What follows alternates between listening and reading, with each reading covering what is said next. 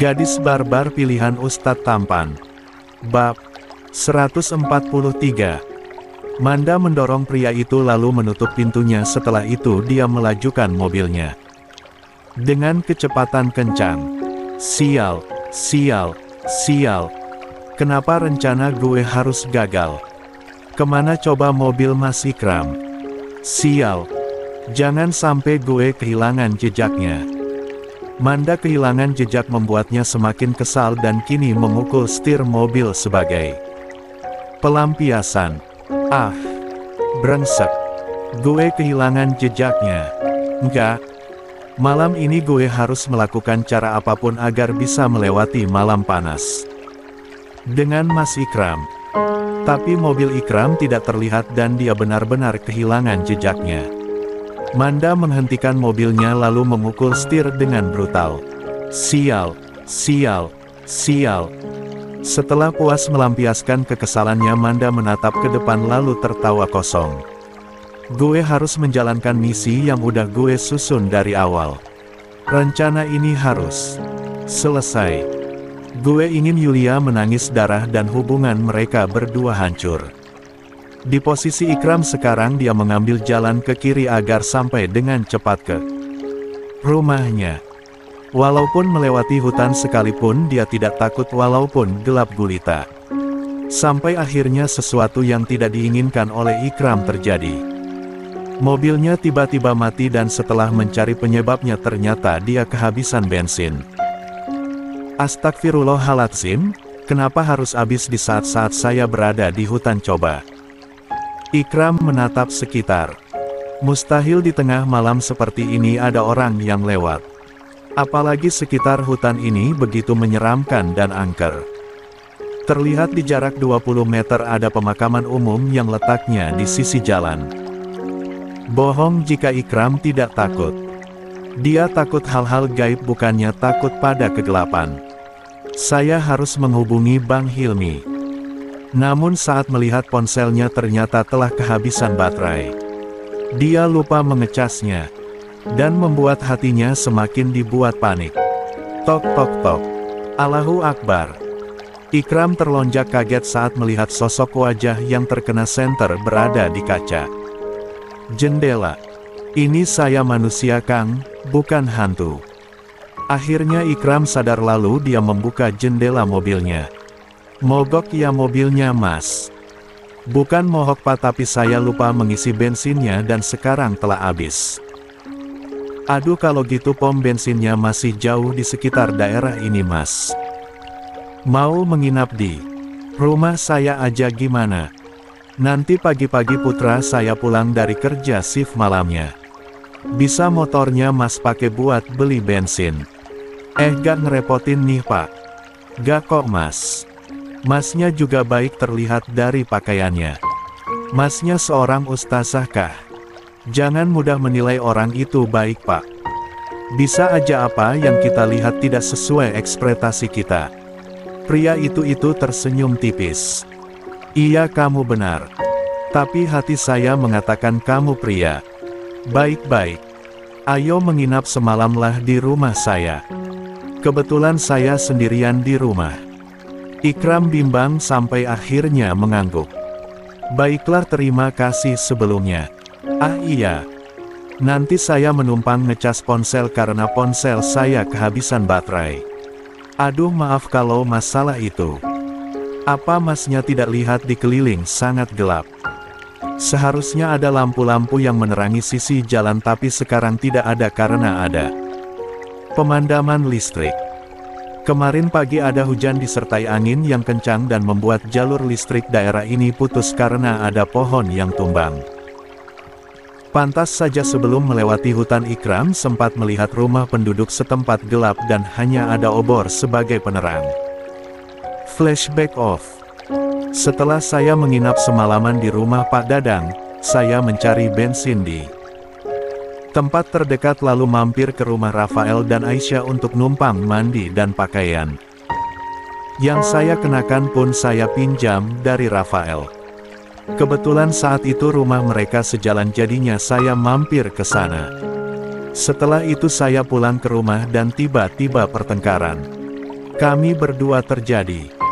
Dan saya terkejut karena mendapatkan fitnah keji seperti ini.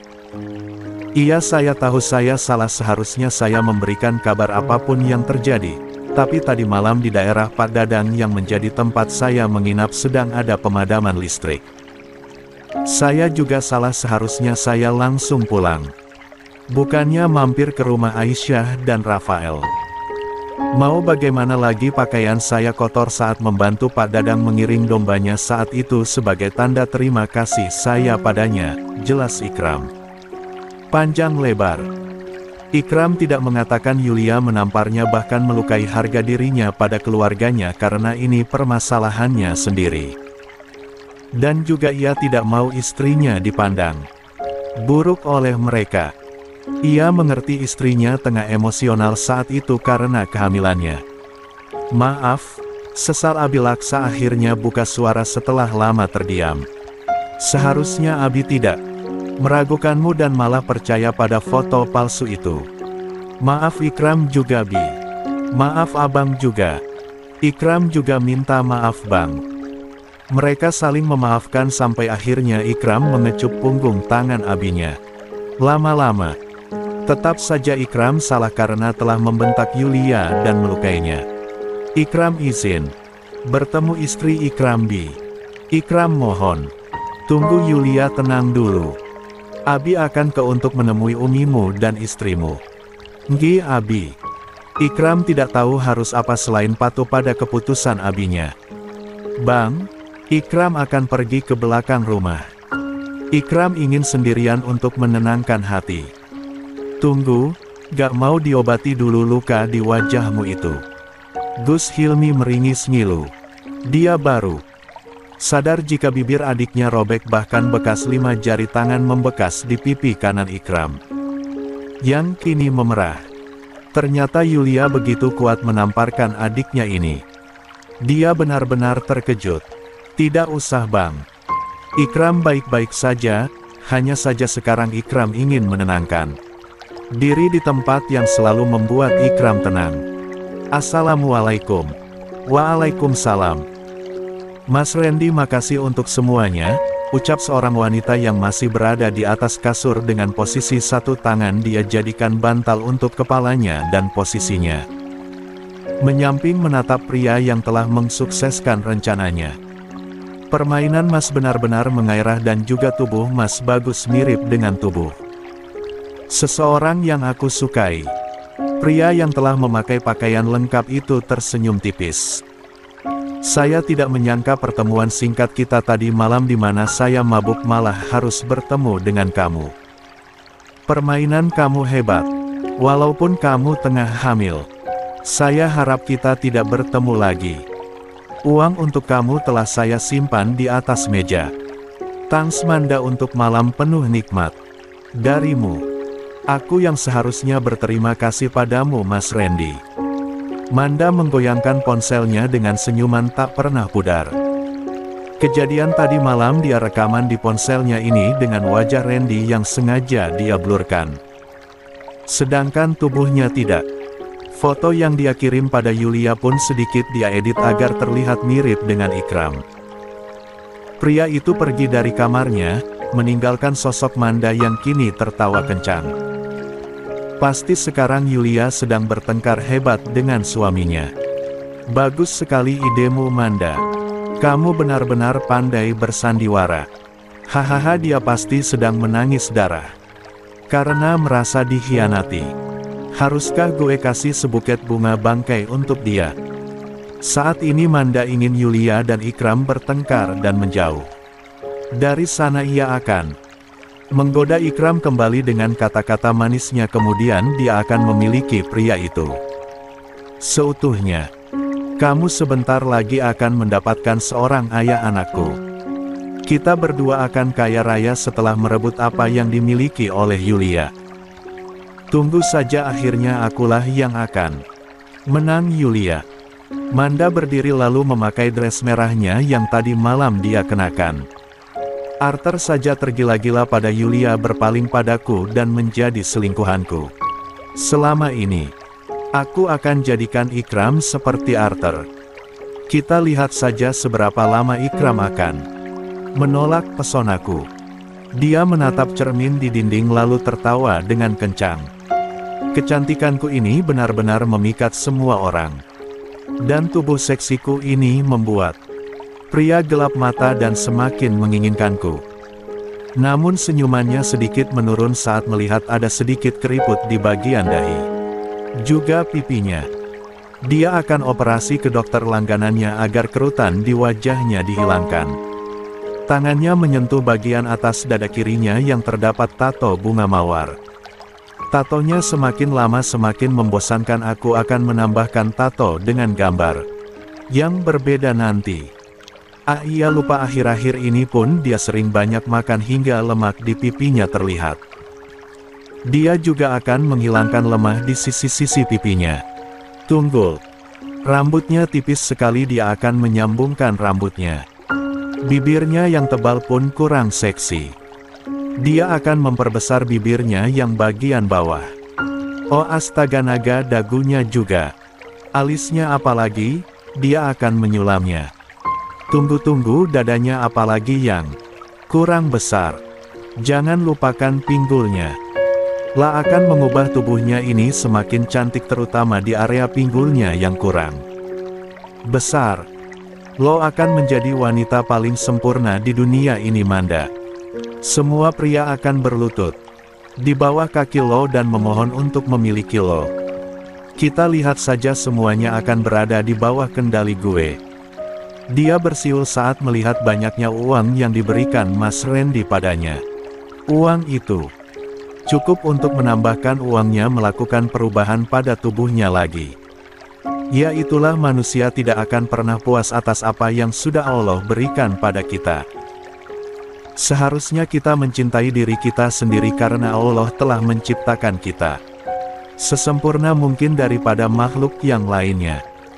Salah satu tujuan operasi plastik adalah untuk memperindah bagian tubuh, baik dari bentuk yang jelek menjadi bagus atau dari bentuk yang sudah bagus menjadi lebih bagus.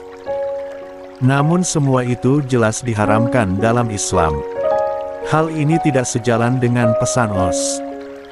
Atin 95:4 di mana Allah menciptakan manusia dengan bentuk yang paling sempurna. Sehingga orang-orang yang melakukan operasi plastik ini dinilai tidak amanah dengan apa yang Allah berikan atas dirinya sebagai seorang hamba. Bahkan dalam kutipan sebuah hadis yang diriwayatkan oleh Bukhari dari Abu Hurairah meriwayatkan bahwa Allah akan melaknat bagi perempuan yang menyambung rambutnya, mentato, dan mencukur alisnya, baik pelaku yang meminta atau yang membantunya. Allah melaknat perempuan yang menyambung rambutnya dengan rambut orang lain, dan orang yang membuat tato dan yang ditatonya, orang yang mengerik alis dan orang yang meminta dikerik alisnya. Allah SWT berfirman Os. An-Nisa 4:119. Dan aku sesatkan mereka dan akan aku timbulkan keinginannya yang salah dan aku perintahkan mereka memotong telinga-telinga ternak dan akan aku perintahkan mereka mengubah ciptaan Allah. Siapapun yang menjadikan setan sebagai pelindung selain Allah, dia betul-betul telah rugi yang nyata. Nauzubillah min zalik. Wanita itu ingin merusak rumah tanggamu dengan Ikram, menantu.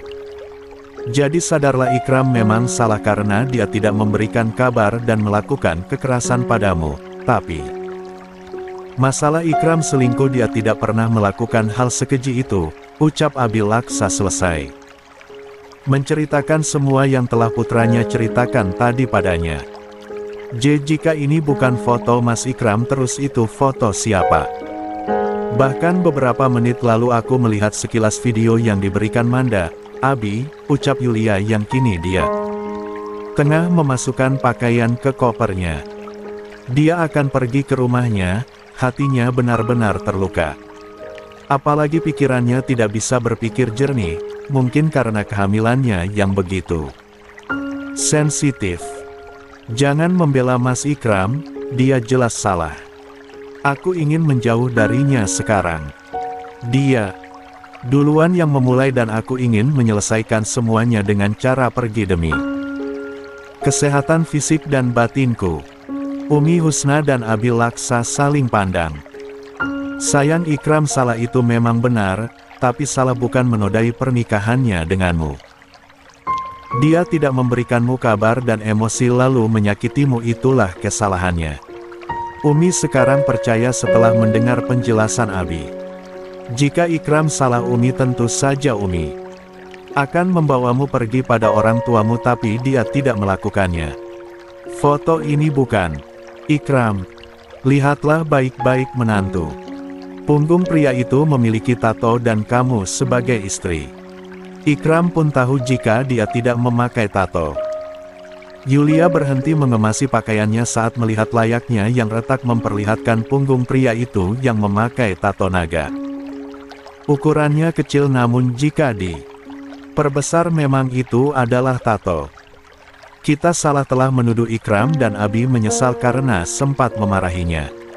Untung saja Abi tidak melayangkan pukulan pada putra Abi. Jika itu sampai terjadi, entah rasa sesal apa yang harus Abi dapatkan nantinya. Abi, Umi, aku. Suara Yulia rasanya tercekat. Ingatannya kembali pada perbuatan dirinya pada suaminya. Tangannya dan kata-katanya yang tajam telah berhasil dia torehkan luka di hati suaminya. Bodoh.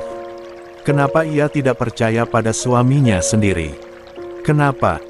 Cinta sama dengan kepercayaan. Jika salah satunya tidak saling percaya, itu namanya dia meragukan cintanya. Aku salah. Dia mulai menangis membuat Umi Husna segera memeluk menantunya. Rat, kamu tidak salah sayang. Siapapun pasti percaya jika di foto itu Ikram. Sekarang kita tahu jika Ikram tidak salah. Ini hanya jebakan agar rumah tangga kalian hancur. Umi tidak tahu siapa wanita yang tegak membohongi kita hingga kita semua memfitnah Ikram seperti ini. Ya Allah, pasti Ikram kecewa pada kita. Yulia semakin kuat menangis mendengar perkataan uminya. Suaminya pernah berkata jika dia harus terus percaya padanya, tapi kini dia meragukannya. Entah sekecewa apa Suarninya padanya sekarang. Di mana sekarang Mas Ikram?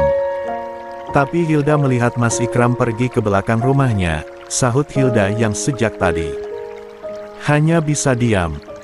Yulia dengan cepat berlari keluar dari kamarnya, mengabaikan kopernya. Menantu, tunggu. Biarkan Ikram Sen, biarkan Yulia pergi Umi. Kita tidak boleh mencegahnya, perintah Abi Laksa. Tapi di suasana hati Ikram pasti tidak baik. Yulia pastinya akan terkena amarah Dar, putra kedua kita tidak akan mengulangi kesalahan yang sama. Umi Husna mengangguk pasrah, dan kini dia mulai memasukkan kembali pakaian yang sempat menantunya masukkan ke koper. Perempuan yang memakai kerudung biru dengan gamis senada itu menaiki bukit sambil memegangi perutnya. Dia tidak peduli pada kedua kakinya yang diperban tanpa memakai sandal kembali terasa sakit. Sampai akhirnya dia sampai namun tidak menemukan sosok pria yang sejak tadi dia cari. Mas Ubi, kamu di mana? Mas, maafkan aku. Aku salah. Aku meragukan kepercayaan Mas padahal Mas tidak pernah sekalipun meragukan kepercayaanku. Mas Ubi, tolong maafkan aku. Yulia menangis sambil meremas dadanya yang terasa sesak. Dia menamparkan pipi suaminya, memberikan luka dengan kata-katanya yang menusuk. Dia salah, dan dia menyesali semuanya. Di sekitar ayunan sosok suaminya tidak ada. Pada akhirnya Yulia berjalan turun ke bukit. Lagi lalu berlari ke sungai. Ia yakin suaminya ada di sana. Mas Ubi. Tangisannya pecah akhirnya saat melihat suaminya tengah berdiri di dekat batu besar. Sambil melihat langit yang cerah, dia segera mendekat lalu bersimpuh di bawah kaki suaminya. Maafkan aku Mas. Istrimu ini telah membuat kesalahan yang begitu fatal. Menamparmu bahkan menghinamu. Maaf. Ya Allah. Aku salah, maafkan aku Mas, tolong. Maafkan aku. Yulia menangis penuh pilu akan rasa sesal yang saat ini dia rasakan.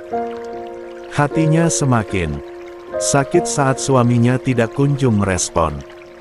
Mas Ubi boleh marah padaku sesuka hati tapi tolong jangan diamkan aku. Aku mohon. Yulia menjatuhkan keningnya di bawah kaki suaminya yang terasa dingin sampai. Akhirnya dia mengecupnya beberapa kali dan terus mengulangi kalimat yang sama. Ikram merasakan sesuatu yang basah di bawah kakinya. Dia mengerjap lalu tersadar dari lamunannya. Dan saat itu juga dia mundur dengan tubuh tertegun baru sadar beradaan. Istrinya. Apa yang kamu lakukan Yulia? Jangan jatuhkan harga dirimu di bawah kaki Mas. Maaf. Yulia hanya mengeluarkan kata itu, menatap ke bawah tidak berani. Menatap wajah pria yang telah dia torehkan luka amat dalam. Ikram semakin dibuat tertegun mendengarnya. Apa istrinya telah sadar jika foto itu bukan dirinya?